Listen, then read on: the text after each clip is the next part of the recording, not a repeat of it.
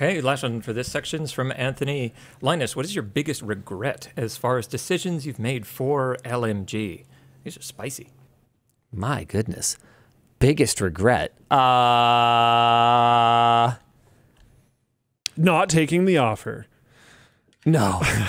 No, I don't regret that, actually. I worried I would.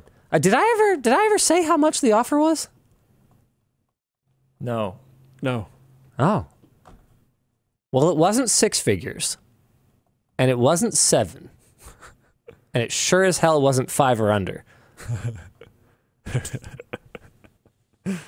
Yeah. It was a lot. It wasn't 8 either. So that should give you some idea. Yeah. I have not regretted it for a moment. I think that the timing was perfect to take an offer. We were having we were in the midst of an explosive year of growth. It was pre-income from Backpack and Screwdriver. Yes, but we left the door open to kind of say, hey, here's how we're projecting that's going to go. And we had some discussions about how that offer might change if they crushed it the way that we thought they could. Got it.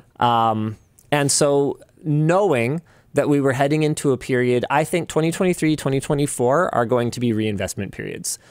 So if we were looking for an exit, 2022 was the year to do it because we were hockey sticking like absolute crazy, lots of cool stuff on the roadmap, but the costs for that cool stuff hadn't started to hit us yet.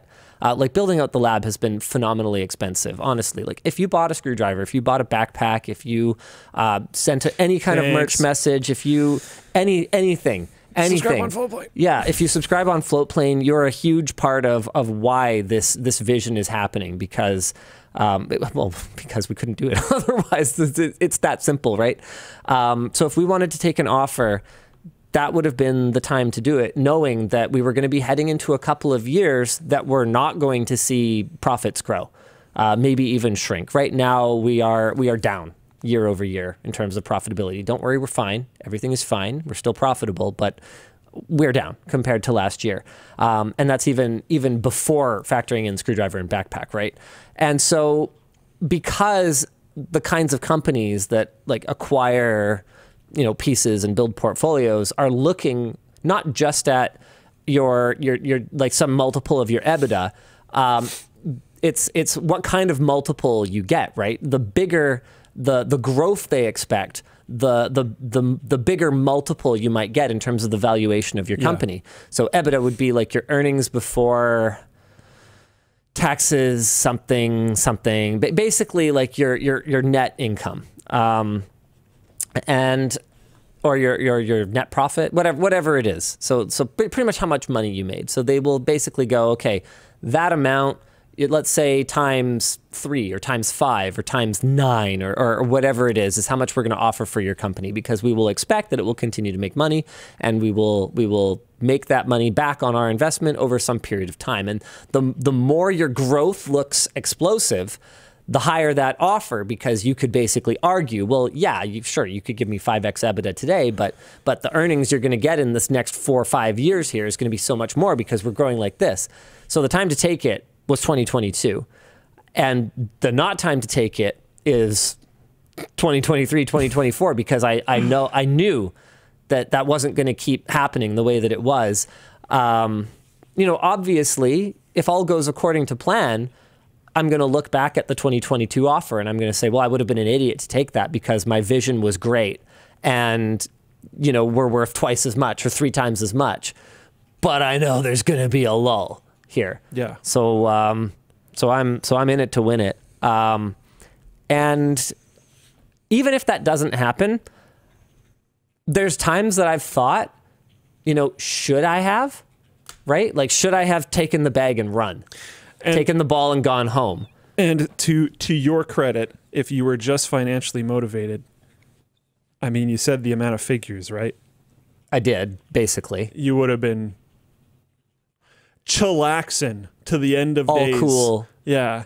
What was some b-ball outside of the school or whatever? Something like that. Yeah. So like clearly it's not just financial motivation. I've got unfinished business. I think that's a big part of it. I don't think that the team would have been happy. There's a lot that we could unpack. I don't think we're going to talk in detail There's a about lot this of right different now. angles. Yeah. But the bottom line is that would have been the time to take it. I forget what the question was. What's your biggest regret? I jokingly pointed that out. Yeah, so that was obviously not. No, I have not regretted it. It's hard for seeing where we came from and where we are today. How on earth can I possibly say regret about any of it? Part of my, I guess we might get into this later, but I've been reorganizing and getting rid of a bunch of old stuff and whatnot. And I was finding some old hard drives that I had stashed away and making sure that I had all the data off them onto my NAS. And basically in every case I did, but I was still sorting through old stuff, and I found my like archived forum folder. Oh. And I found a bunch of like when my Twitter account passed 1,337 followers, I have like a screenshot of when it got exactly then. I have a bunch of the screenshots from the V Bulletin days. Of the forum? Nice. I have the screenshot from when Windspeed and I were dealing with a certain server host that I'm not going to point out because we requested an IPKVM, and they hooked it up to someone else's server and then gave us the access to it. So we had full direct control over someone else's server. And I screenshot the communication log of Windspeed and I being like, guys, you need to take this away from us. What are you doing? I've had a bunch of old stuff like that. That was quite the memory lane to go down. The old original design of the forum when it finally came over to IPS, all this other kind of stuff. It was very cool. Oh, screenshots from Razer's like Discord competitor. Oh, comms. Yeah. Good old comms. Man, yeah, it's been a ride. It's been a ride. You know what? Okay. I don't think we would have done the sponsored video on the Facebook portal. Or was it something? I don't know. There was some like, I don't know. Is Facebook even the worst of the tech giants? They're all just sort of terrible. There's a lot of stuff where the question is biggest regret. I could easily come up with regrets. Yeah. But to single something out and go, biggest regret. Oh man, that's tough. And that's tough. Regrets are a hard thing too, because like, yes, maybe not doing that thing would have been better. Yeah, it like, implies you would have done it differently. Exactly. With all the information that I have now, would I do that differently? Like, yeah, but also it clearly didn't hurt us that much, so maybe not. And it's not a super applicable real question because you didn't have all that information, so like what?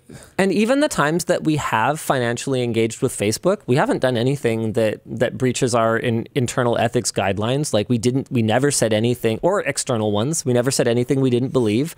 We specifically, I think it was the Quest 1, we did a sponsored video, we specifically told Facebook, look, we are simply not doing this if we can't address the requirement of a Facebook account and like these things. We're not going to gloss over these. And we held the line. We drew our line in the sand. And if companies are okay with that line, then like who cares? Then from my point of view, I'm sitting here going, okay, so you want to basically pay me to make the video I would have made anyway. Like, okay. Yeah. I've done a lot of those over the years. Sure. A really good example of that was the Micron factory tour. Like, silly Micron. I would have come here regardless. Yeah, they didn't have to give me any money, but I had the business team. I was like, no, grind them, put the screws to them, because like I'm running a business here, right? I can't. You have to do that. I can't pay Luke and Dan in a great experience that I had in Idaho.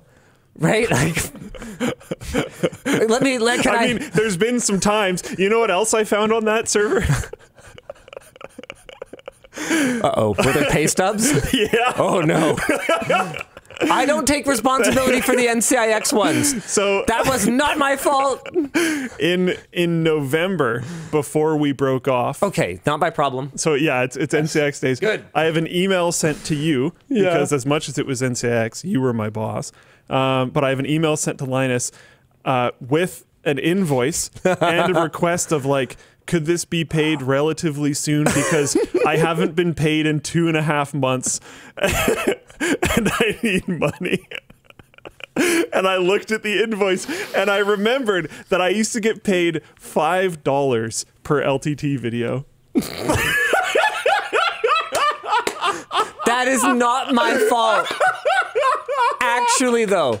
And I fed him. You did? That was out of pocket.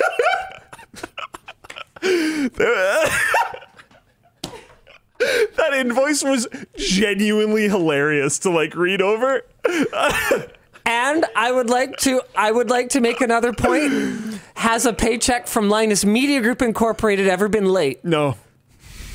Okay. And Dan, I have, late paychecks? Never.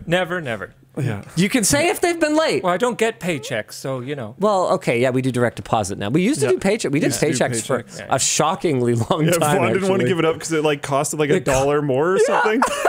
So funny. I remember just being like, "Come on." Oh no. But yeah, it was $5 per LTT, and if I remember, that's Canadian rubles too. Yeah.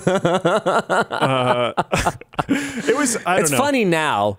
It wasn't that funny then. Yeah, I remember there was one time that Linus called me. I'm sure you remember this, telling me that like they were gonna have to do something different with the taxes that were on my thing. Oh, okay. I don't remember the exact details, but I remember I like freaked out. I like broke down because at this point in time, I was eating 2 meals a day, and it was very often that one of those meals was a single bowl of Nongshim ramen. Yeah. And I was like skimping on toothpaste. I was stealing toothpaste and food from my parents' house when I could. Yeah. And I was sleeping on a cot somewhat illegally because my ex-roommates were renting literally a cot in the living room to me because I couldn't afford a room anymore. Yeah.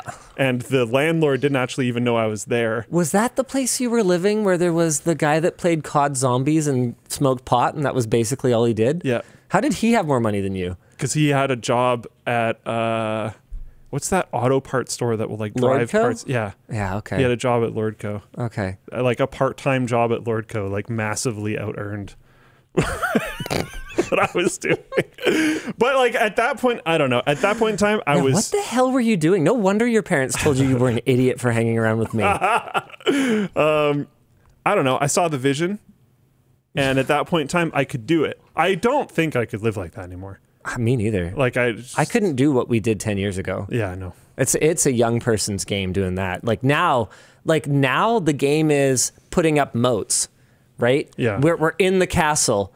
So it's like, all right, we have to do our best build moats to do the best we possibly can. Yeah, to make it so that Yeah. people who can work 18 hours a day still can't make up the difference. Whether it's building a team, that's a moat because that's there's more expertise in this building than any one person could possibly hope to have in 50 lifetimes. Like there really is. So that's a moat.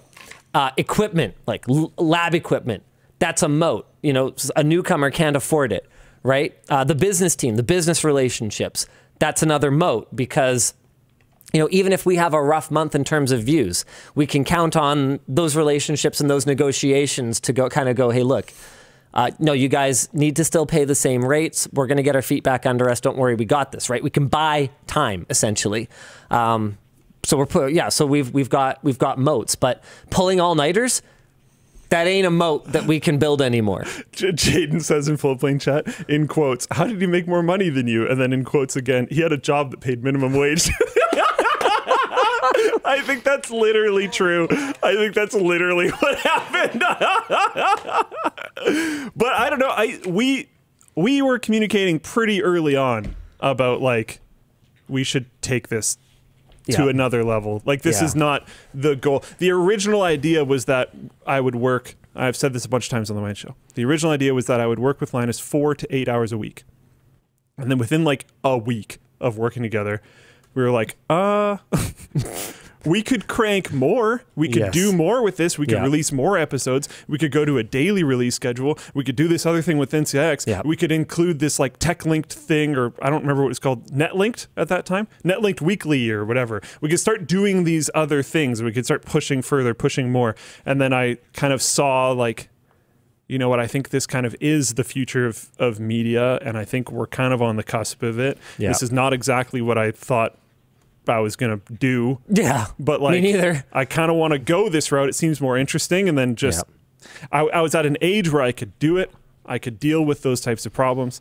One of the benefits was that Linus was, at least to some level, okay with me literally falling asleep at the job. Because I was still going to school full time, trying to study to keep good grades. Because when I first started working with Linus, I was like very high, not necessarily top in my class. I was top in my class in 1 or 2 classes.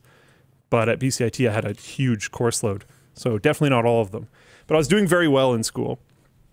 So I was trying to keep that up, and then working with you was supposed to be 4 to 8 hours, which would have been sustainable, but then we 10x'd it, and then that stopped being sustainable very quickly. So I was literally sleeping like behind the camera, nothing.